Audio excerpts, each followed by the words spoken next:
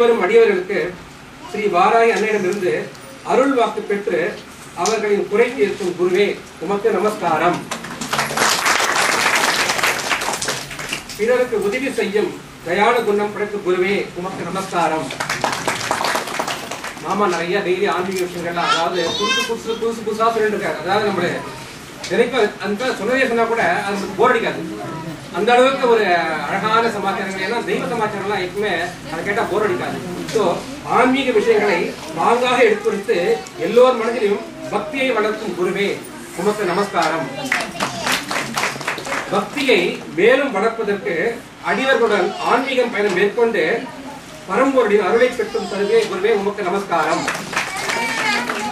சிறியவர் முதல் பெரியவர் வரை அனைவரையும் சமமாக பாவிக்கும் குருவே உமக்கு நமஸ்காரம். மாமாவுக்கு யாருக்குமே இவவஸ்தி அவன் இது கிடையவே கிடையாது. எல்லாரும் தெரிஞ்சுது, எல்லா சில பேர் நினைச்சுக்கலாம் மாமாவுக்கு அவவஸ்தி கட்டையவே கிடையாது, என்னைக்குமே கிடையாது. அதை பரிபூர்ணமா உணர்ந்தவனா எப்பவுமே பார்க்கறாங்க. அதனால இதெல்லாம் கொடுத்து அம்பாடு தான் நான் சொல்லுவேன். குரு சிஷ்யன் உறவையும் புனிதத்தையும் மிக எளிதாக எடுத்து உரைக்கும் குருவே உமக்கு நமஸ்காரம்.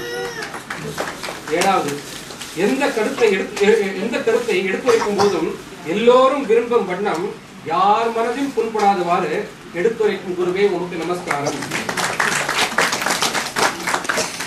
எந்நேரமும் எப்போதும் புன்னகை துதும்பு முகத்தோடு இருக்கும் குருவே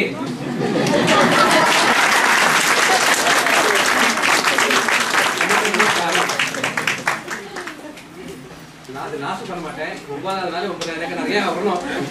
9வது மாமா சொன்னாரு, 9 கேட்டா அம்பான்றது அது தோழி வந்து எளிமையின் குருவே குருவே மகாவாராகியின் மைந்தரே உமக்கு கோடானு கோடி நமஸ்காரம்.